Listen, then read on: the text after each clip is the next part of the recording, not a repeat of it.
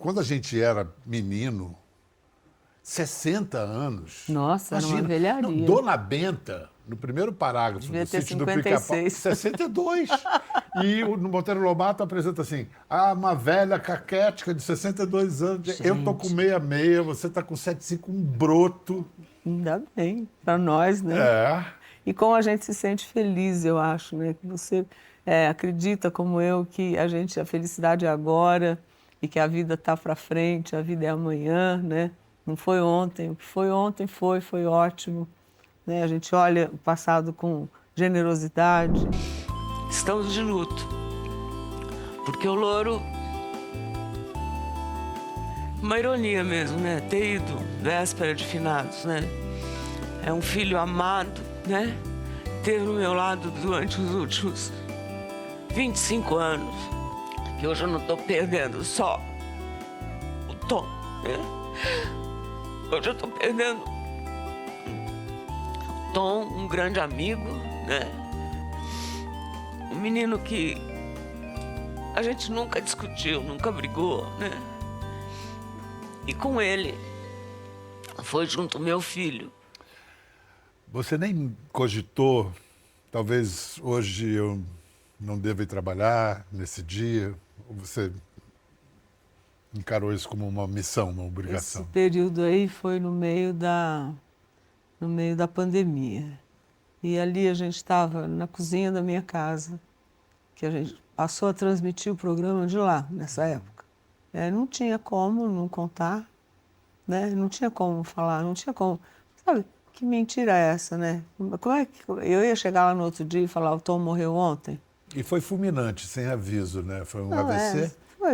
foi uma coisa assim que, pra gente, pra mim, ainda não tem uma explicação até hoje. O Tom era jovem, né? Jovem, 40 e poucos anos, quase, antes de 50 anos. E que coisa, um luto pela pessoa, pelo Tom, e pela criação. Que era o filho de vocês dois, o Louro, né? Era filho, assim, ele foi escolhido, eu estava na Record ainda, quando o Louro nasceu, né, que ele foi criado. E ele foi criado de uma necessidade de conversar com o público infantil, que eu vinha de uma programação infantil. Eu falei, quem sabe se eu colocar uma coisa mais agradável, infantil, que pudesse, né, representar esse universo, no meio do programa, e de repente a gente dava de Ibope, sei lá, né? E de repente a mãe, desavisadamente, passa na sala, né, e olha o filho vendo o desenho animado que está terminando e fala, nossa, quem é essa loira louca que está aí, né, falando logo cedo aí na televisão, lá na Record. E aí ele, com o boneco, ela pode ficar um pouco mais e quem sabe escutar o que eu tenho para dizer, né?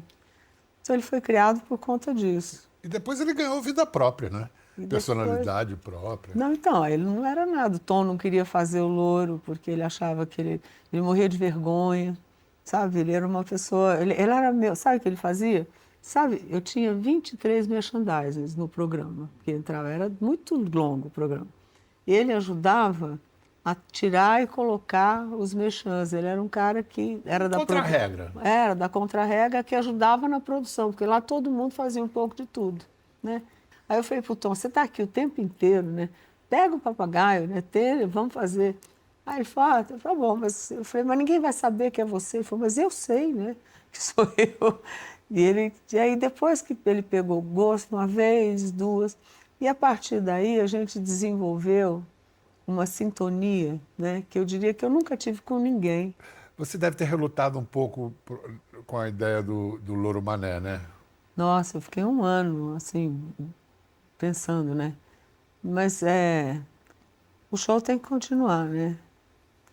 E eu sentia que falei, não vai ter ninguém, né?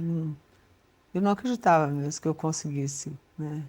Porque parecia que a gente estava invadindo uma coisa sagrada, Sim. sabe? É o universo dele, né? Até hoje, o Tom é o Tom. Mas eu acho que ele deve aprovar a ideia lá de onde Eu ele acho que está. se eu pedir licença, É. eu rezei, mandei fazer uma missa, conversei com ele, sonhei muito, né, com ele. E aí, eu acho que passado um tempo, quase 2 anos, né? Eu falei, chegou a hora, né, da gente go on. O espetáculo tem que Tem que continuar. continuar. Assim como você é confidente das pessoas, parece que o pessoal chega para você já. E quando você precisa de um ombro, de alguém para te acolher, quem é que faz esse. Quem é que está nesse lugar? A gente vive numa vida muito exposta, né? E lá no começo, quando comecei a fazer sucesso, assim, aparecer na televisão e tal, às vezes eu falava uma coisa aqui, outra ali, né? No círculo mais íntimo, assim, com quem eu vivia mais, né? No trabalho. E aí aparecia no jornal, sabe? Uma coisa que eu tinha dito, né? E eu comecei a ficar muito assustada. Desconfiada, né? Com medo, né? Claro. Aí você vai se fechando um pouco, eu acho que vai. A gente já não é muito dado pelo temperamento, né? Eu falo a gente porque, É porque a gente tem coisas desculpe, parecidas, semelhantes, né? E eu falo tudo, na verdade, né? Quase tudo. Mas nesse aspecto de sentimento, assim, né? Se eu estou triste e tal, eu tenho uma grande dificuldade em partilhar, né? E eu nunca fui num psiquiatra. Eu acho que eu devia ir. Nada, nem uma análisezinha, nada? Nunca. Não. Eu fui uma vez, e acho que foi a primeira vez que eu fui, era muito antes de tupi, muito antes de tudo. E eu estava com um problema muito meu, assim, muito íntimo. Eu falei, eu vou lá. E o cara disse que era bom e tal. Aí eu fui lá, comecei a contar a história para ele. Ele era bom mesmo. Ele tinha uma mesa, assim, de cristal, sabe? Um vidro enorme, grosso, assim, de cristal.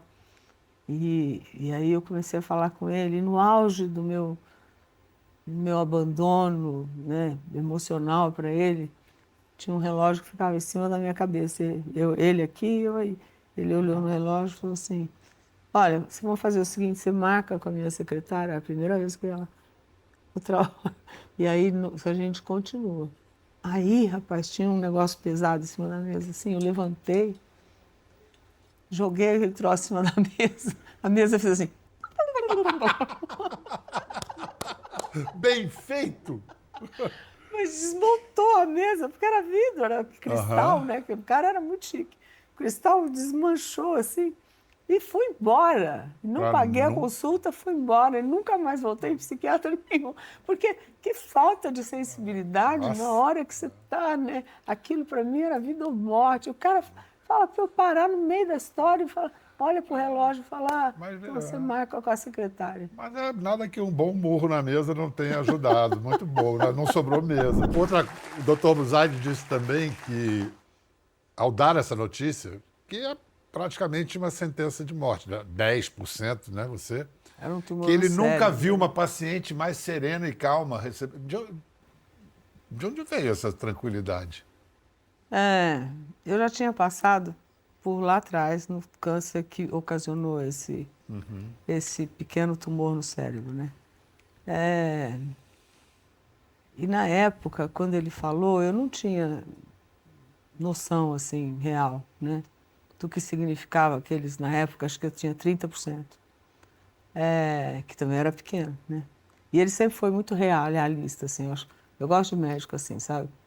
E eu aprendi com ele que a gente precisa acreditar, né, no tratamento. Você precisa escolher e acreditar naquilo que você está se propondo a fazer. Que você tem no seu organismo trilhões de células para te ajudar. E ele dizia assim, se você está entrando agora, uma coisa que eu acho que serve para qualquer tipo de doença, não é só o câncer, para qualquer tipo de infelicidade, vamos dizer assim, que você tenha. Você está entrando numa guerra e eu vou lhe dar as armas para essa guerra e você vai comandar esses soldados todos que você tem no teu corpo, são trilhões, hoje em dia acho que são 300 trilhões, sei lá, de células. cada tipo de célula. Está falando do exército imunológico que nós temos. Todas as suas células que podem te ajudar a sobreviver. Todas elas recebem o remédio quando ele te dá. E ele entrega uma arma. E numa guerra você mata soldado bom e soldado ruim. Por isso que tem queda de cabelo, nem o caso do câncer, né? Os efeitos colaterais que a química, de repente, pode fazer. E aí vai depender só de você fazê-los guerrear. Então, topa entrar comigo nessa guerra, né? Eu lhe dou as armas e você... Bom, 3 anos depois você foi para 90%. Foi. Então, e é uma questão de acreditar, entendeu? É tão difícil, sabe por quê? Eu queria tanto que as pessoas gostariam, eu acho que seria o grande presente da minha existência nesse terreno que me puseram nessa época da vida aqui. Seria que as pessoas acreditassem, que acreditar faz diferença. Você está falando acreditar em algo abstrato ou acreditar na imunoterapia? Não, acreditar que você pode, seja lá o que for, sabe? Porque, principalmente em doença, que você tem uma, seja lá qual for, né? Que você tem não que só acreditar vai resolver o seu problema, porque vai ter uma hora que você vai embora. Eu, por exemplo, posso acreditar que eu vou viver até 150 anos. É hoje uma realidade. Então, não adianta eu acreditar numa coisa impossível, né? Você tem que acreditar, se você tem armas para isso, né? Para acreditar que você pode, por exemplo, mesmo não estando doente, reverter uma situação ruim que você tenha com alguém, vai depender só de você. E vai depender da tua cabeça, como é que pode fazer para reverter aquela situação, né? E você batalhar para isso. Você quer muito um emprego, né?